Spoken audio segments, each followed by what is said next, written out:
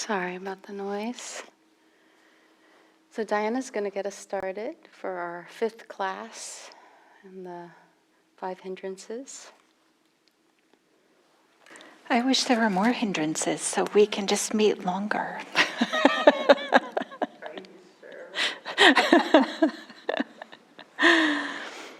No, so I'm happy to be back. I think maybe you know that I was traveling and then I was ill, but now I'm better and I'm happy to be here. So last week, you guys talked about sloth and torpor. And Tanya tells me that you didn't talk specifically about the homework, but some of the homework, if you read it, was about experimenting with the amount of energy that you have, or adopting posture, sitting up straighter, or doing some walking meditation as some way to maybe work with the effort level, as well as just this recognition that sometimes we can tease apart sloth and torpor. Sometimes it's helpful to do that, sometimes it doesn't matter. But we might think of sloth as kind of like this bodily feeling of heaviness, tiredness, or just not enough energy. And torpor is maybe like the mental side, this dullness, fogginess, kind of a moving through jello, the mind kind of feeling. So I just offer that as a really brief introduction to see if you have any comments or questions about what was covered last week before we jump into this week.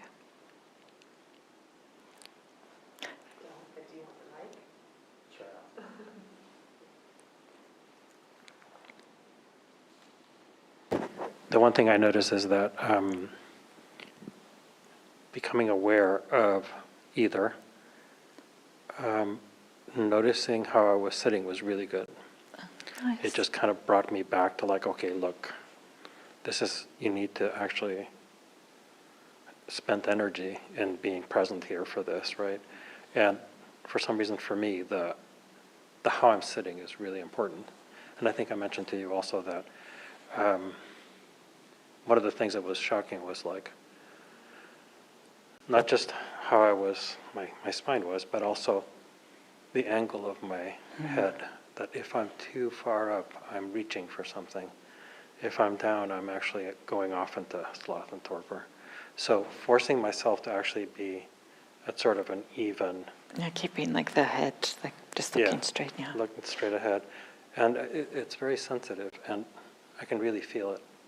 And it turned out to be really useful. It has turned out to be really useful. Yeah. Anyways, that's it. Thank you for sharing that. Interestingly, I'm putting together a class I'm going to be doing on equanimity, because the same thing is kind of similar with equanimity. If we feel like we're balanced and poised, then it's easier to be more equanimous. So it's quite striking, this connection with just how our posture is. Yeah. And for me, I'll say also kind of like pushing the chin back just this tiny little bit somehow opens up here, and I just feel a little bit more present somehow. It's quite something, yeah. Thank you for sharing that.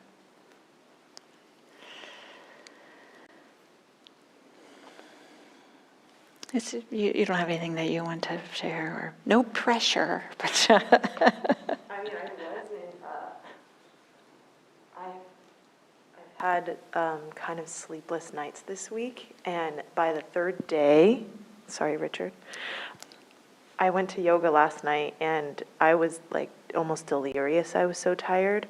But I did notice when I was in yoga, there was like the jello mind. I was like, even the hearing of a voice, like the teacher, I was like, oh my God, I'm so tired. And it feels like walking through like the muddy waters. But I was present with the yoga and then went home and went to bed. So I noticed it then.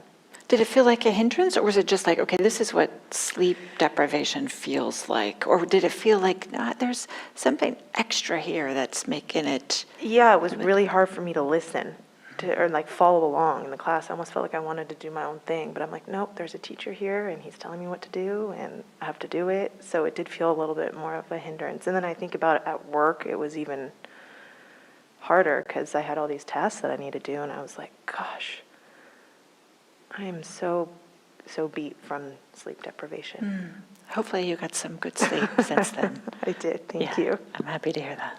It makes a difference, right? Sleep makes such a difference. Great, thank you. Tanya? I'm so glad you're feeling better and here with us tonight.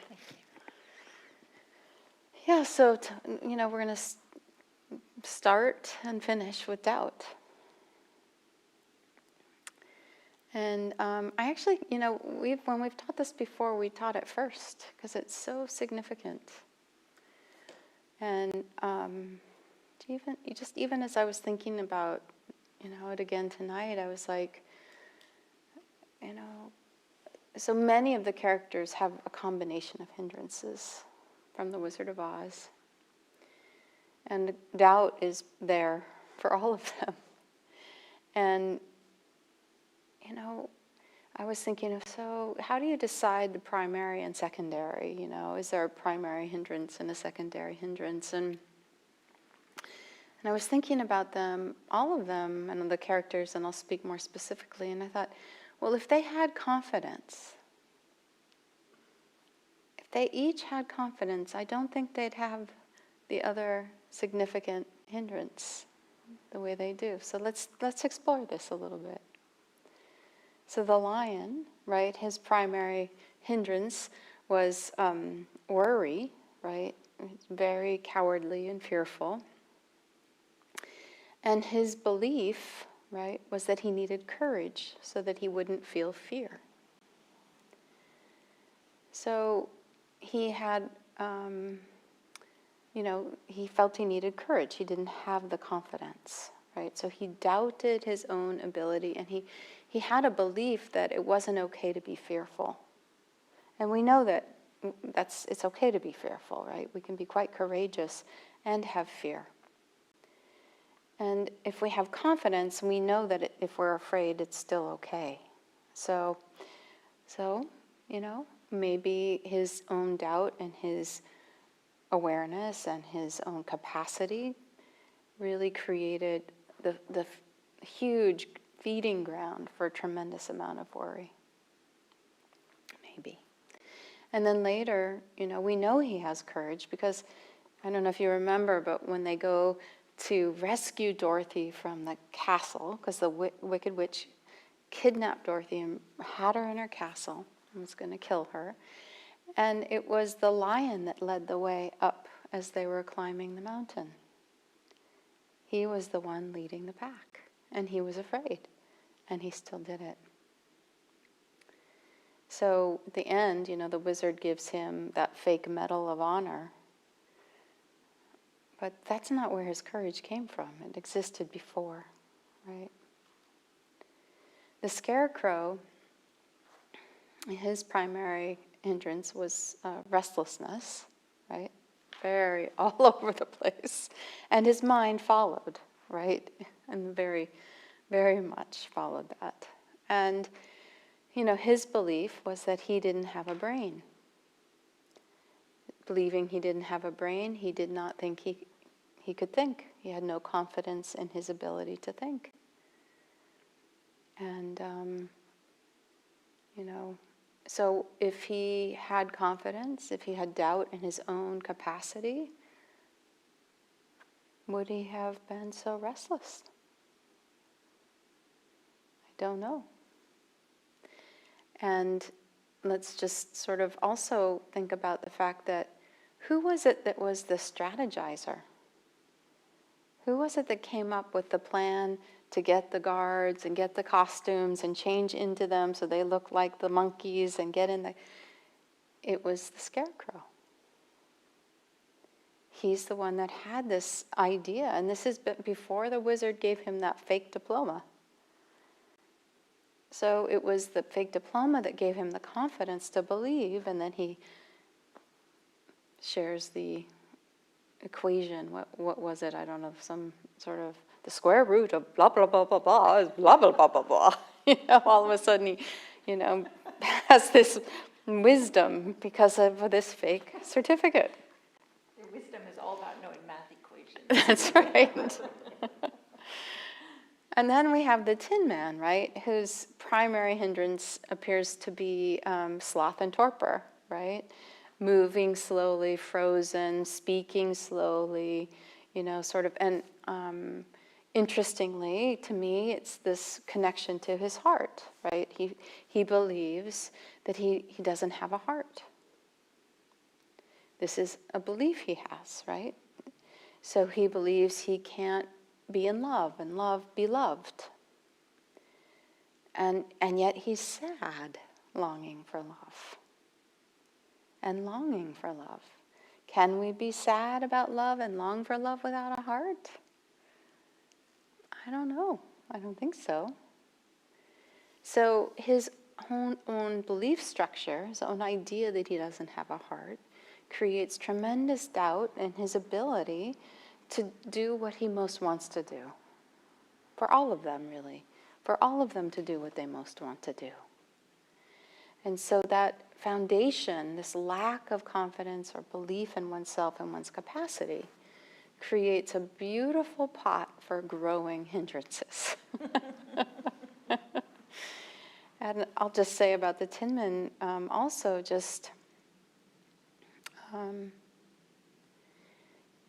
he demonstrated, not only was he longing for love and really caring about it, but he demonstrated a lot of caring for Dorothy and the straw man when his straw got pulled out by the monkeys, and these are acts of love. And so did his caring come from that fake ticking heart that the wizard gave him? No, it was there beforehand. But yet this heart somehow gave him confidence. It was somehow somebody gave him something that he then could borrow their confidence and bring it home and connect with his capacity for love more freely. And then finally with Dorothy. So Dorothy had this chanda, this healthy desire, right? And this faith, I think. She never really questioned her ability to get home. I didn't really feel like she ever said, forget it.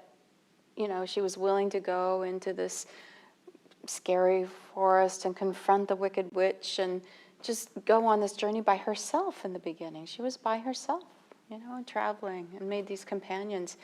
So she had this drive, this chanda, this desire for freedom or home. But she thought it was somebody else that was going to get her home. She believed it was somebody else that was going to kind of give her the way home. And really, it was Dorothy getting herself home. There's no place like home, clicking her own heels. You could say home, what is home? Home is awareness. Home is being present.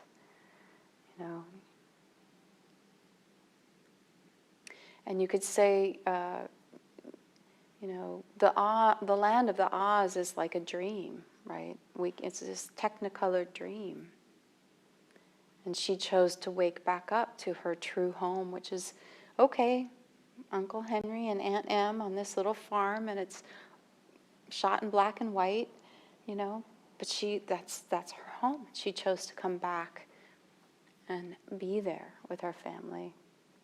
So she needed a lot of, borrowed confidence too, with the ruby shoes and the Glinda, the kind witch, or so she seems anyway. So there we go. Diana? It's fun to listen to this, Tanya. I was thinking wow, what other movies could we do this with, one of these 5 characters? But I think one of the things it's pointing out is, right, these are like archetypes for a reason, because it's something that happens to everybody. It's just a part of life. Of course it is, right? It's part of the human experience.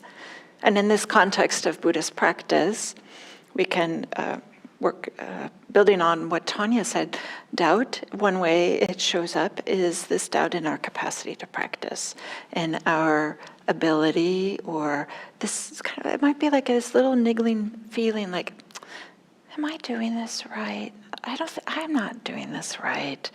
everybody else looks like they're just on the brink of an awakening, and I feel like I'm still just doing my shopping list, or, this kind of a feeling, or like, this, I'm not sure, should I do this practice, or I've heard metta practice is really nice, and I had that time when it was a lot of fun and my heart felt expansive, so I'm going to do some loving kindness practice. And then you do loving kindness practice for a few minutes, and like, oh, but I don't feel really loving, and that person that's sitting next to me is really irritating me, so I'm now going to go switch and try to do just some concentration practice. And oh, it's too hard to do concentration practice, so now I'm going, right, you get this, right? This, right? We do this. We do this. So this feeling like, oh, maybe I can't do it, it's kind of like doubt in ourselves, or maybe like doubt in the practices, like, which practice should I do? There's a sense of hesitation or a vacillation or just spinning around in circles, but not a sense of moving forward. So maybe in the same way with the Wizard of Oz, there was, in the very beginning, when we first meet the characters, they're kind of stuck. They're not really moving forward.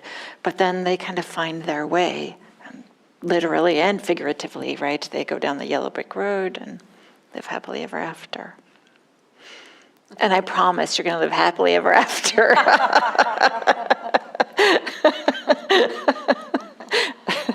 I wish I could promise that, but I don't think I can, though. So I just want to maybe, when we think of this word doubt, for me, I find it helpful to think of it's when there's hesitation, vacillation, a wavering, resistance. This is how it like shows up. It's often not these clear thoughts, I'm not sure if I can do this. I'm not sure about these teachers, this teaching. I'm not sure about the relevance of the teachings. Usually those thoughts aren't so fully formed. It's more just maybe a little bit of stuckness or a sense of not going forward. And then I also want to highlight that this is a natural and expected part of practice. Absolutely, there is not a single practitioner in which this has not happened to. It's part of the human experience. It's part of when you do learn anything new, including meditation. But I also want to say that there's, not only is it expected and part of practice, but it's, I would even say it's an essential part of practice. Because how else would we learn about the way that we behave when we're feeling not so motivated, like what we do? Or what are some of these underlying beliefs that are fueling our practice or that kind of like sabotaging our practice? We wouldn't ever look at them or examine them unless we were kind of really struck with some doubt. So it has a function, I would say, as well in our practice. But sometimes when we hear this word doubt, we may feel like it means that you're not sure about all the answers. And so again, it's not what we're pointing to here. What we're pointing to is this, sometimes we might think of it as stuckness or hesitation or wavering. Because doubt is helpful, right? We need help. We need to, like, if you receive a completely out of the blue, this email from your bank, like, oh, we have a new policy now, so please send us all your personal information so that we can update our files, right? There's a little doubt, like, is this right? Is this right? And you just know, okay, I'm not going to go there. So we need doubt in our life, and we need it in our practice too. If somebody promises you you're going to live happily ever after, right? You need to have a little bit of doubt. So it's helpful to kind of distinguish, well, what is helpful and what is not helpful. And so one way to think about it is, well, is it have a sense of impeding us moving forward? Or is it maybe impeding our moving forward and encouraging a certain disengagement? Because that's the real, I don't know, the sticking point or something that's really important about doubt is it's so powerful, it can have us just fall away from the practice, like, I can't do this, or they don't know what they're talking about, or that's silly, I don't, and then we could just walk away from it. So, of course, so that, maybe I'll say, so the healthy doubt is a way that we're not just buying everything hook, line, and sinker. Of course, there's this Dharma teaching that it's, to come and see, ahipasiko, come and see. So there's a real invitation, find out for yourself, as opposed to just believe these things or just do these things and you'll be fine. Instead, what's being pointed to is, I guess I would say that it's paramount to engage with the practice. Discover for yourself. Allow what's being pointed to by other teachers, allow that to maybe indicate a direction to go, but it's your own practice that's going to answer the questions and help guide you with some of the fine-tuning. Sometimes there's practitioners that might think, well, it's okay, as soon as I learn everything precisely, then it'll be okay. Memorize all 16 steps of Anapanasati or all 37 wings of awakening or, all these types of things. But it's more about allowing you to learn kind of the direction to go and then to go. And so what that means is that when you go, quote unquote, is that naturally there will be stumbling blocks, there'll be other hindrances, there'll be confusion, all these types of things. But it's just to stay engaged. What do I mean by engaged? One, just to continue practicing, if you can. If you can't, then it's an opportunity to do a little bit of investigation. Just to have this sense of, well, what is going on? Is there something here that I'm not seeing, that I really don't want to see? Is there I have this note I'm looking for myself. I had this nice word that I wanted to use, but now I don't remember what it was. But nevertheless, I can say this, instead of struggling with the struggle or feeling like, oh, this is just too complicated, or there's just resistance, I don't want to do it. Instead, one way to engage is maybe just to settle back, open up, and maybe ask the question, what am I not seeing here? Or what is going on that I don't want to be here and I'm trying to pretend it's not there? Or is there something here that is touching into fear or creating the conditions for fear or something like that? Then we're back in the practice. So I would say the opposite of doubt is investigation.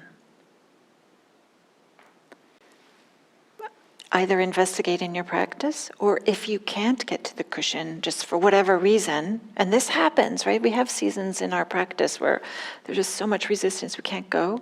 Maybe see if you can clarify, are there a particular question?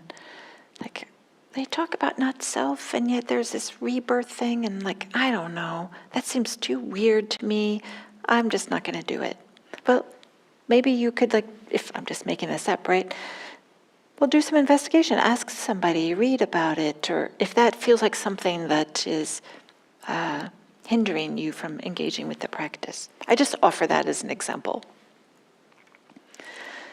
So sometimes it can be that we find ourselves, I did this in the beginning, I'm going to do metta, then I'm going to do concentration, and then I'm going to do this. Sometimes, if you notice that's happening, it can be really helpful just to say, oh, this is doubt. Doubt feels like this vacillation, this swirling around. So maybe I'd say that's the second. So one is to investigate. This is one way you can work with doubt. Two is to just name it. There's something quite powerful by saying, oh, it's just a hindrance. Just like the Tin Man, the lion, Dorothy, the wizard. The wizard might even have doubt too, right? He has to overcompensate by having this microphone and this wizard and curtain, Everybody has some of this doubt, right? So just to name it kind of might help normalize it and maybe take some of the authority away from it. That might be a second way to work with it. A third way is to work with it is to just notice if there are any beliefs that you will find the perfect practice. It's so easy, gives immediate results, and it's blissful 100% of the time. Or 2, that you find the perfect teacher that's always available when you need them. They have the perfect answer, or whatever. We sometimes, without even recognizing it, we have these ideas of what we think would be helpful. And then when I'm saying it out loud, it sounds silly, but there might be like little pieces of that or vestiges of that, like, oh, there's got to be something easier or something better. So just inquire, what kind of beliefs is fueling this doubt, this hesitation, or this? I can't practice because the lawnmower's going. Yes, right. I can't practice because I don't have the right cushion. Yeah. There's so many ways we can say we can't practice because it's not right. Or I can't practice because I only have 7 minutes. Right. You can practice for 7 minutes. Right. Yeah. There's so many different things that we can do. So maybe a third thing, I'm looking at my notes here. What time am I supposed to finish it? There's no rush. Okay. I want to maybe just say, for the sense of completeness, that we can, in this tradition, take beautiful teachings that support us, that make sense to us, and help support a sense of freedom and ease in our life, and leave behind the other ones. Just say, put them on the shelf. I don't understand that. I don't think it's helpful. It seems a little bit too weird, whatever. There's no requirement that you believe absolutely everything or take absolutely everything. You don't even have to, become a Buddhist, quote unquote, whatever that means. So this is really just offering what's helpful, and somehow just appreciating that kind of allows some other these doubts about some of the things to just like, okay, you don't have to believe that or do that. And then maybe the last thing that I'll say here is that I talked about how doubts often don't show up as clear thoughts in the way that I described them, but they might kind of show up in some of the thoughts that Tanya was just saying. I can't practice because the lawnmower is going, or I can't practice because I left my zafu at my friend's house, or whatever it is. It's helpful to recognize thoughts are just thoughts. They're just thoughts. We don't have to believe them. They don't have to be authoritative. I'm not saying it's not true that the lawnmower is going, it's not true that the zafu is there, but it's just a thought that says, oh, I can't practice now. And we can practice anyway. So, or we might have, thoughts that might get tangled up in philosophizing about things. And, well, this Buddhist tradition says that Buddhist tradition says this. They clearly don't know what they're talking about or something. Those are just thoughts too. So there's a way in which we can get tangled up in our thinking, which really can have our practice ground to a halt or something. And just to recognize, oh, those are just thoughts. If you just wait a few moments, other thoughts will arise. And you can be with those other thoughts. Maybe those ones are a little more supportive for practice. So, what you're saying makes me think too. It's like it's almost the thought that's not said. Yeah. Right? Because I can't practice because the lawnmower's running. Why? There's no why given. There's an assumption. Right? And so that's why, I love what you're saying about it's the doubt is very hidden. It's not so direct. I think you're absolutely right. They're not clearly formed as, I can't practice because the lawnmower. It's more irritation at the lawnmower. Well, people will say, I can't practice because the lawnmower. But if you really keep playing the sentence out and say, I can't practice with the lawnmower because it's too loud. And you say, okay, so it's too loud. And if it's too loud, I can't practice. Well, why not? Can I be aware that it's too loud? Yeah. Oh, is that practice? Oh, yeah, I guess that is. It's sort of like we just kind of end with this kind of almost a declaration. That shows up as resistance or kind of like pushing away or something. But maybe underneath that is this doubt, I can't practice. Somebody else might be able to, but I can't. Absolutely. And maybe this is something else that's kind of really highlights with doubt. There's this constricted sense of I when there's a doubt. It's like, I don't understand. I can't do it. And this can be subtle, to have this feeling of the self is tight and, I don't know, constricted, not open and spacious and flexible. So maybe I'll offer that. So, would you? What would you? Would maybe provide them an opportunity to talk about this with yourselves, right? Without us around it. Is that what you were thinking, Tanya? Or Yeah, well, I was going to ask them. Yeah. You guys have been here since the beginning. You're both good small group discussers. So are you comfortable just talking to each other? Great. I figured.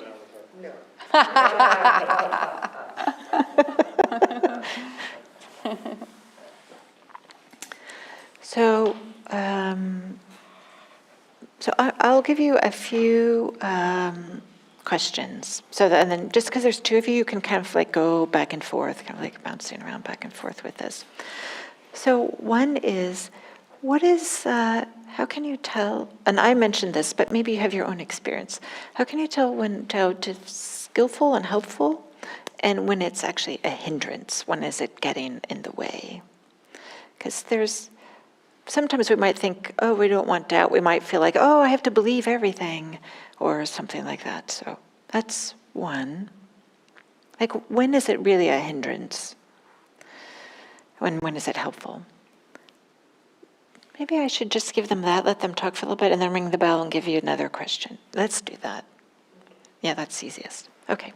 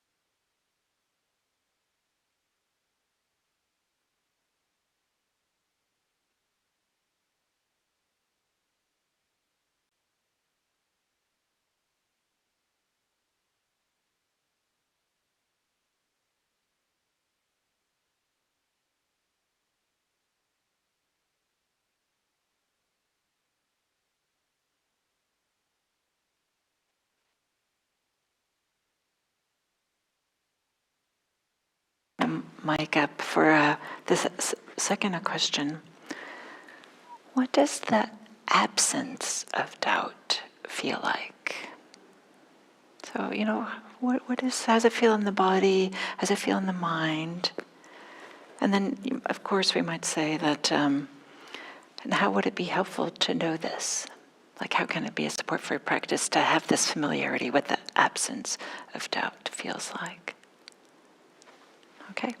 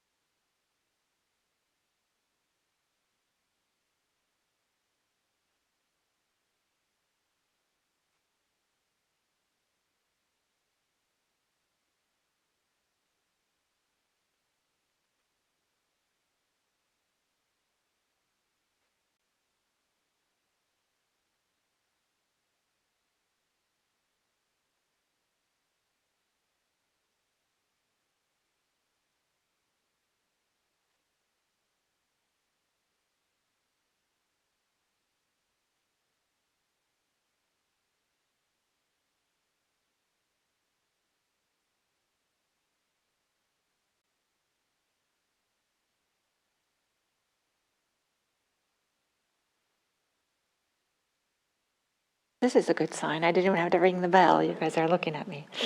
So here's a third question to drop in.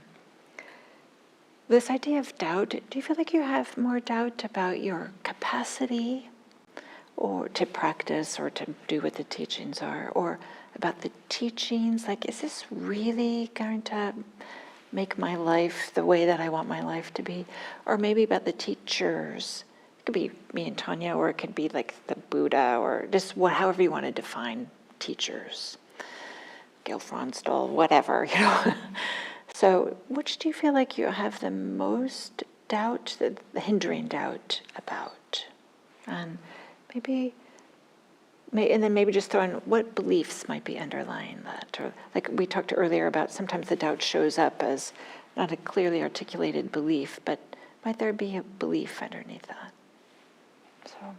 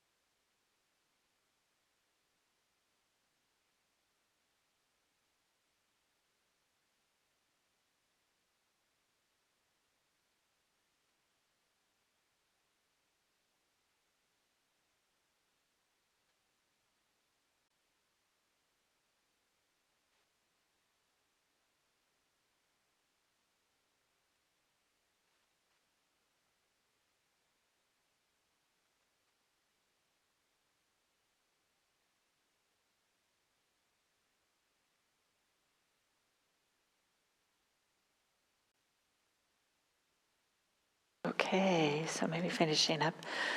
And while you guys were talking, Tanya and I just designed a whole nother course. So we're thinking, like, let's do this, we'll do that. Great, great. So I think, Tanya, you're going to take us. Well, just, do you mind sharing any insights that, or, anything that got more clear to you as you talked about Tao together? Anything that you would share to the people in YouTube land and listeners that come along the way?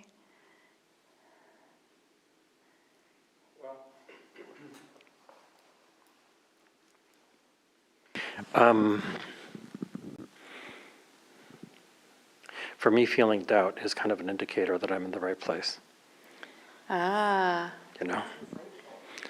Uh, Fantastic. That said, I'm not sure about investigation being the opposite of doubt, or maybe not how I think about the opposite of doubt. When doubt arises, I can't be present enough for investigation. I mean, in my practice for my mind, right? My mind is at all times when I'm meditating trying to get me off, right? Introducing doubt, introducing this, introducing that. When I feel those, it's like, okay, there you are, let's get back. But I can't get into investigation. What does work for me is, in the end, it is in fact a sort of blind faith, which comes from my practice so far. Yeah. And that's the benefit of just continuing the practice, is that eventually you just start to understand that there's benefits that you couldn't have even described. I've had a couple of insights while meditating which blew me away, and they're extraordinarily important. There's no way I would have gotten there without meditating. And so at this point I have like this just belief. Let's not call it faith. It's belief. Just keep doing it. Just keep doing it. Beautiful. And I got to thinking, there's also the business about the sword and just kind of cutting something and just saying, I've cut it. I can't quote what it is fully, right? But in a way, one can do that with doubt also, right? Mm-hmm. You can just say, no, actually, I'm just going to bring the sword down, and I'm just going to cut that. And I'm going to make, what I think that is really is a commitment to like, no, I'm going to cut that and not think about that. I refuse to let it be a part of my life anymore, and so move ahead. Which is, again, I think, a matter of trust. It's a matter of trust. Nice. Yeah. Fantastic. This is fantastic. So this comes from practice, right? Having had some practice, like, okay, I've been here before. I know that if I just hang in there, or that this has benefit even if it's not comfortable, or those types of things. So, I mean, this also comes more recently from, and coming back to practice at this point after some years of not, because my going in and out took years. The realization was that, I've been in therapy for some stuff, and the realization was that I can't make progress by what I can think through right now, and that I need to seek avenues which come at me from different directions, which I'm not looking for. Meditation is one of them. Beautiful. There's been a couple of things that have come up recently where it's like, oh shit, that, right? Mm-hmm. They never would have come from just thinking it through, right? Yeah. And I made that commitment recently to just like, it's kind of the sword coming down. No, just do it. And I'm going off to a retreat. I've never been motivated to go to a retreat, but I'm going to go to a retreat. Mm-hmm. So anyways, I just wanted to bring up this business of the opposite of it. And I think in meditation there's no way to address that without actually just doing the practice. Just meditate. just do it for a long enough period of time so that you can really say to yourself, I have investigated. I've just given it enough of a chance. Beautiful. Yeah. Yes, that's very nice. It makes me happy to hear this too. That you have this ability to like, no, I'm just not going to do this, making this commitment, having some loyalty to yourself, yeah, it's beautiful. Very nice. Richard, do you want to share your little, shall I say it? Well, I have to say it now. Just to doubt. Use doubt. Yep. Doubt. Mm-hmm. Very nice. Very nice. Yeah. It looks like, Cassandra, you didn't want to say much, so shall we move into doing the raft practice? Yeah? Okay.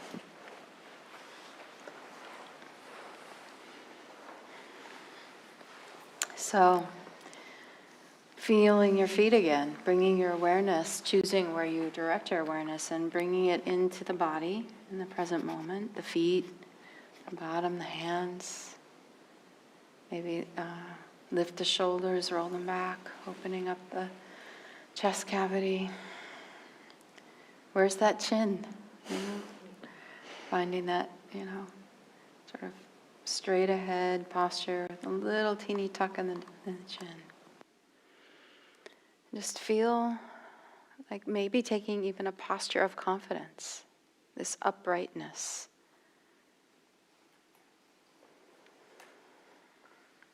And just let yourself feel the impact of setting this posture.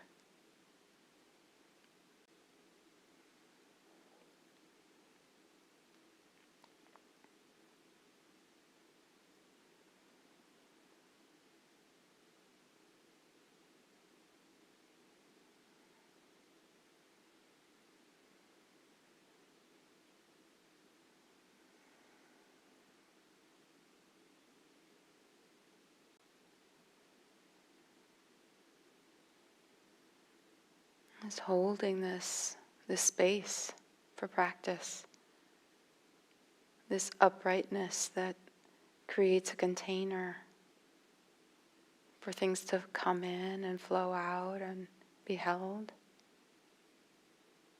to be seen.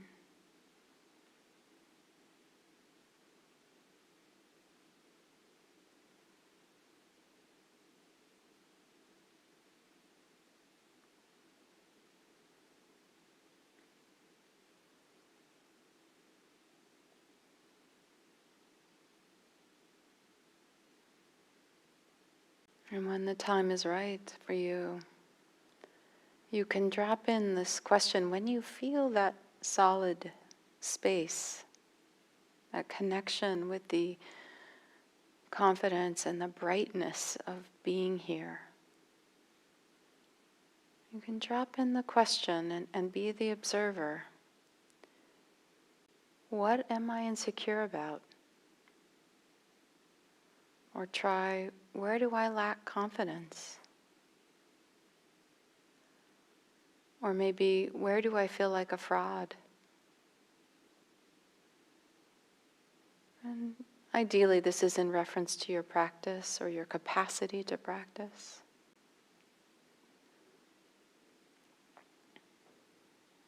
And witness what arises.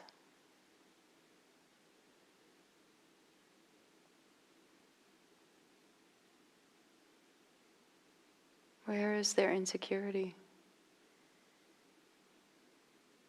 Where do I feel like a fraud?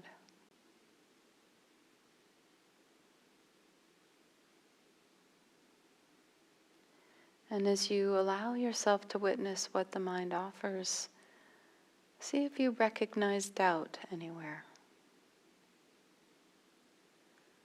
See if you can see it clearly.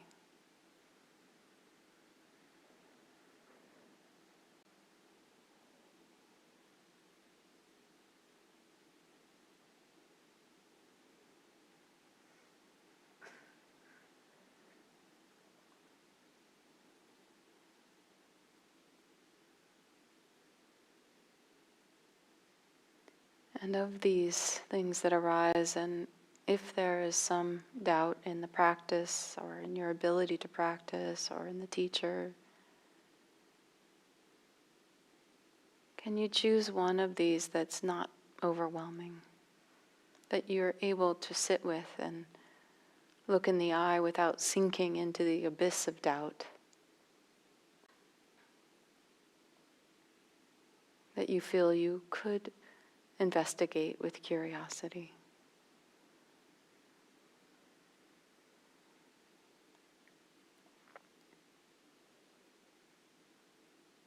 And if you find that, recognize the R of raft. I see you, doubt. Yeah, right there. I see you. And kind of look it in the eye. And see if you can hold space that's allowing the A of raft. Allowing the doubt to be present and witnessed. Not to consume you, not to chase away, but to recognize, look it in the eye, and allow it to be there. And then to feel it, to follow it into the body and notice how it manifests. Where do you feel it?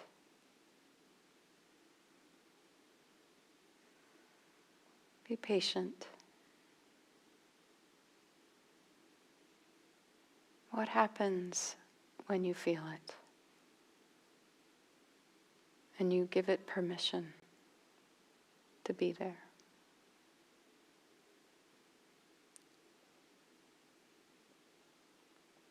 Remembering this uprightness, this capacity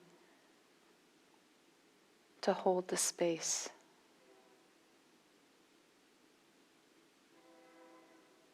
To observe as you're aware of the experience.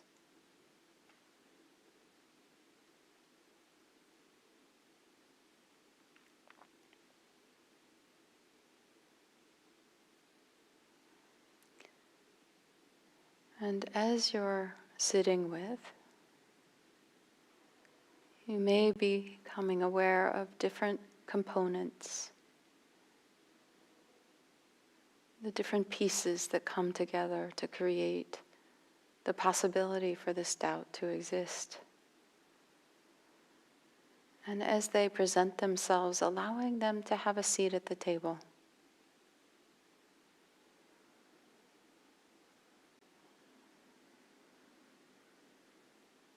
The memory of an experience that's connected to this doubt.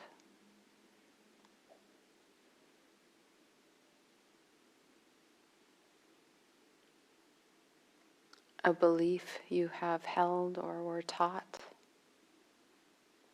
that feeds this doubt.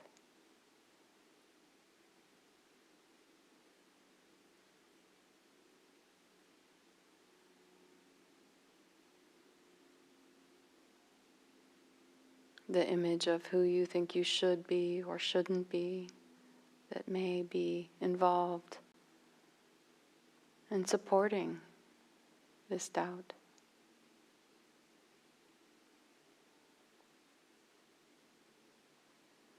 And the sword that cuts through, the faith that has grown from your practice, your experience. Allowing all the pieces that unveil themselves, reveal themselves to you, to have a seat at the table. While maintaining the container that can hold it all, the space, the awareness.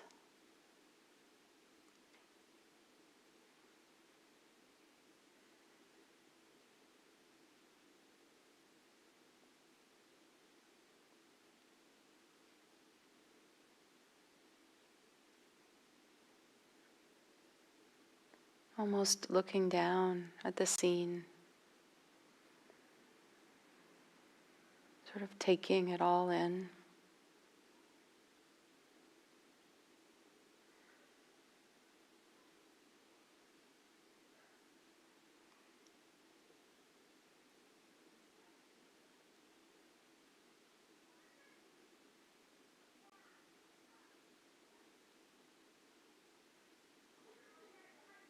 Not needing to do anything other than to get to know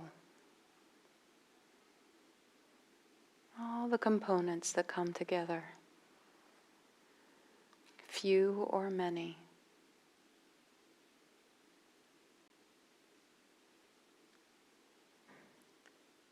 Making room for them all.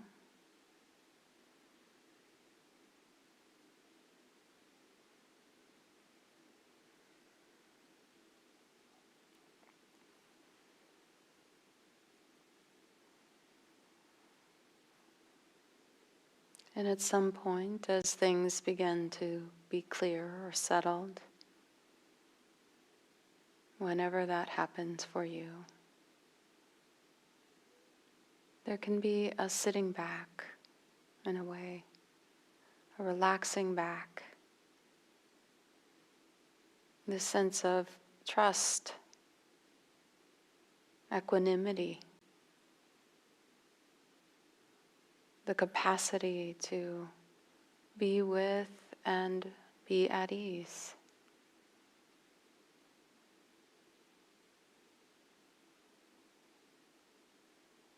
There may even be moments of joy in the clarity that's offered. Just allowing yourself to settle into this space that feels more confident, trusting, equanimous with it all.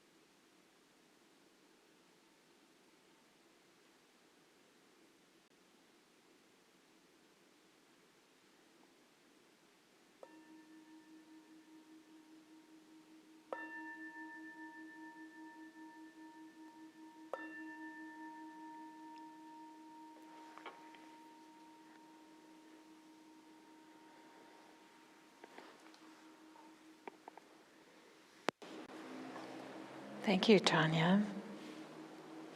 I've been thinking of it as rafty because it has the two T's. That it kind of makes, never, we won't go down there. Recognize, allow, feel in the body, tease apart, and trust. And maybe trust is really kind of about a little bit about doubt too. It's like putting aside the doubt. I hadn't really thought about it in that terms before, but I think so. That's a nice way to think about it. So just opening it up to see if you guys have any comments about that guided meditation and kind of like using this rafty with doubt. Doubt about ourselves with the practice and kind of starting that way. Which I think, I was just saying to Tanya, I think probably everybody has some of this. If you are attending or listening to a class on the hindrances, that means you're in the practice enough that you care about working with the hindrances. So everybody's like, oh, how can I work with these difficulties that keep on showing up or something? I laughed because I was just laughing because I had doubt about doing a raft practice about doubt. Like, I don't how am doubt that you doubted having to how am I do a gonna raft class find- about doubt. How am I going to find something to doubt? This isn't going to work. Is exactly what happened. I love it. I love it. You get bonus points for that one, Cassandra. And I wanted to laugh while it was quiet in here because I just saw it so clearly. I love it. I love it. That's fantastic. It doesn't get better. I think our work is done here, right? If you saw the doubt. Nice. That's very nice. Actually, I'll say something. On the raft part of it, I guess, it does describe what happens, except for one part, when I'm meditating and feeling doubt, when the doubt arises, or it arises in several different ways, but recognize for sure. Allow, I don't fight it, actually. It's just like, okay, you're there. Feel, I do try to feel it in my body, and we were talking about this, right? We do wind up becoming aware of it in our body. I will not tease it apart. I will trust that it's okay, it's just happening right now. It's not forever. But I think if I tried to tease it apart, it would disrupt my meditation, for one. Beautiful. Because it would get kind of heady. And it's giving it too much weight. It's giving it too much voice, you know? So I would do just raft. Fantastic. Yeah. Yeah. I think that's been eye-opening for me too, because the teasing apart, I doubt the teasing apart, because I'm like, I don't know how to tease this apart. I don't know where to find this and where it's coming from, and then it feels stressful almost. So I appreciate introducing an alternative tea for me, Yeah. which is trusting, and it feels like so much better to just trust what's happening. Yeah. Beautiful. So thank you for bringing that up. Yeah, and I'll just say that, again, I think my guess is, Gus, there's a way you're already teasing it apart so quickly you don't even need to go there. It doesn't have to, sometimes it's just, it's like not complicated. Oh, you're familiar. Yeah. Like, okay, I know what happens. Oh, if I go down there, I'm going to get lost or get caught in the mental, So you really are putting, it's so simple, and sometimes the allowing happens instantly when you see, when you recognize, it's like these are parts of the process, but they don't all have to be huge in and of themselves. It depends on what we're practicing with. It really just depends, and so it's good to trust. What's Tart. We should just do tart. Fart. We can think of all the frat. I don't know. We could come up with all different versions of them. Yeah. If it It's were true. fart, Absolutely. just feel it in the body. And then feel it leaving your body. Just allow. You might want to have other people leave the room before you do. But I think you're right about how much, well, maybe, okay, so what happens for me when I'm meditating also, my sense of time disappears. And so something may actually have happened, but I really don't have any idea of how long it took. I'm always shocked when the bell rings. It's like, really, seriously? And I know that I've not fallen asleep. I know I've been awake the entire time, right? So maybe you're right. Maybe it's just, it happens, but I don't. yeah, or Yeah. it's just so subtle. It's just, it's not, there's not a lot, like Cassandra, a few weeks ago, I think you had a lot of pieces that were coming, and sometimes it's like that, but sometimes it's, it's enough to Simple. just say, this is a thought and this is doubt. And you've done it right there. Just recognize. Yeah. Maybe a little bit of allowing, and that's it. Yeah. Yeah. We don't necessarily need all the steps.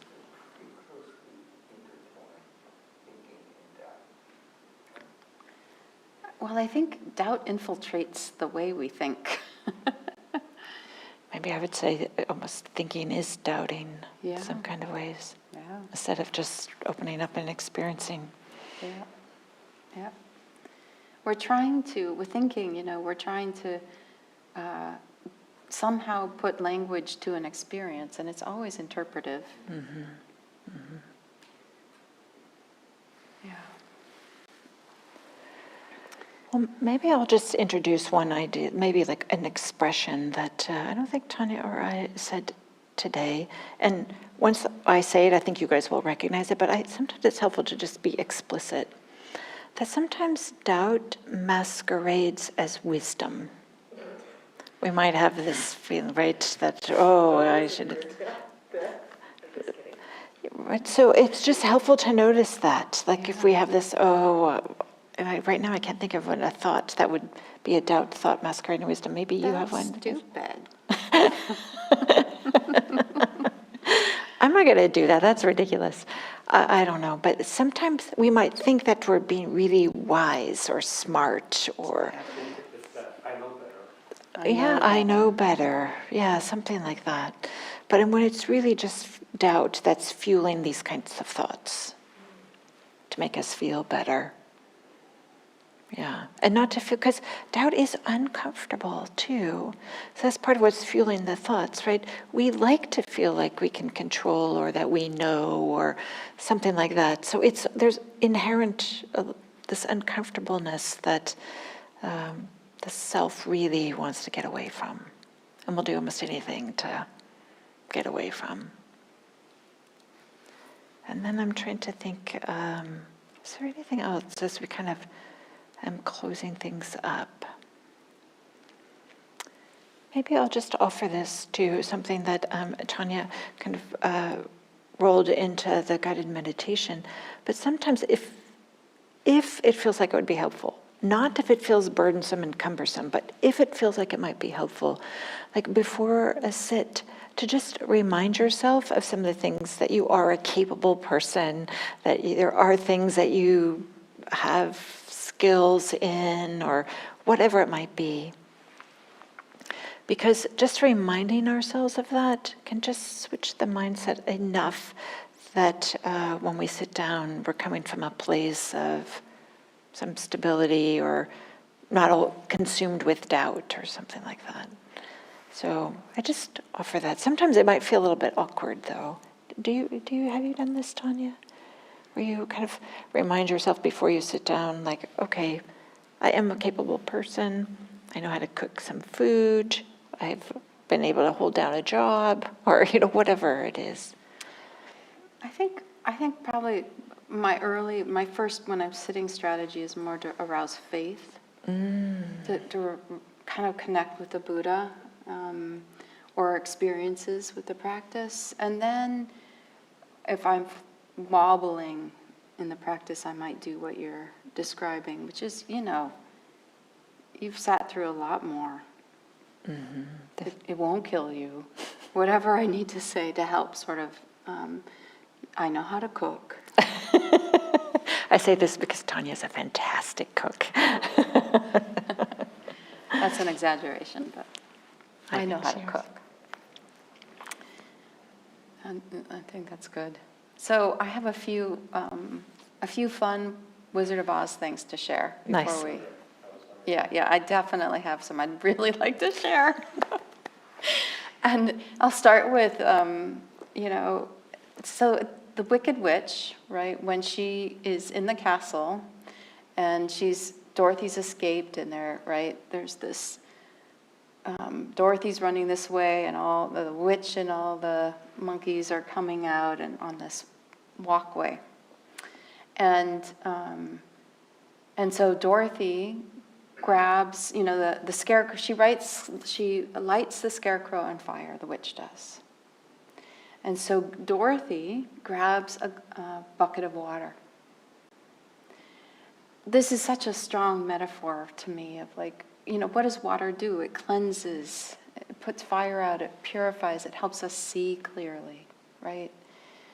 So Dorothy throws the water, puts out the fire of whatever it is, And then it gets on the witch.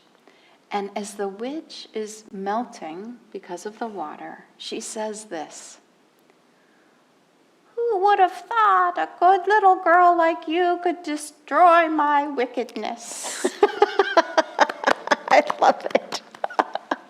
When I really listened to that, I thought, oh my goodness, That's right? perfect.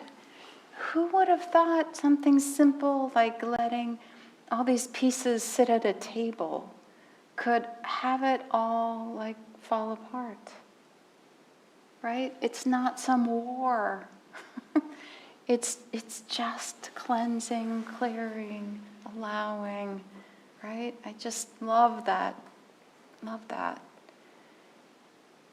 And then with the wizard, Diana, you brought up how much of him is covering his own doubt with his robustness, his illusions, And, what is behind all the illusions that we create, right? There's this part of it is we're covering things that we don't want others to see.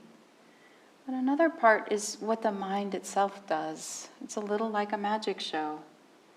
So to me, some of what the wizard represents is how the mind works. It creates these things, these like stories, and fills in the details and predicts the future. And there's many movies, right? So this is kind of the wizard kind of represents what's going on, the inner workings that can happen in the mind, especially if we're not wise with what's happening. And the way that, the Oz uses illusions and tricks to maintain power and status and control. But, the hindrances, they're illusions and tricks. And the more energy we give them, the more power and control we give them. And Toto I already talked about, but I just love thinking about Toto as mindfulness itself, unhindered, right? Being able to see clearly, pull the curtain back. And Dorothy carries Toto everywhere she goes. Nice. And we need to bring mindfulness with us everywhere we go. And I may have said this before too, but the path, this yellow brick road and the path, right? With our path, it's not of practice. It's not out there. It's within. And it's revealed with the practice, with mindfulness. So we want to invite you to pull back the curtains to discover what's being hindered. The teachings say that the true mind is quite brilliant, right? And we hope that, I think I can say we, that you'll kind of let the lightness of the characters linking arms, skipping down the path, Nice.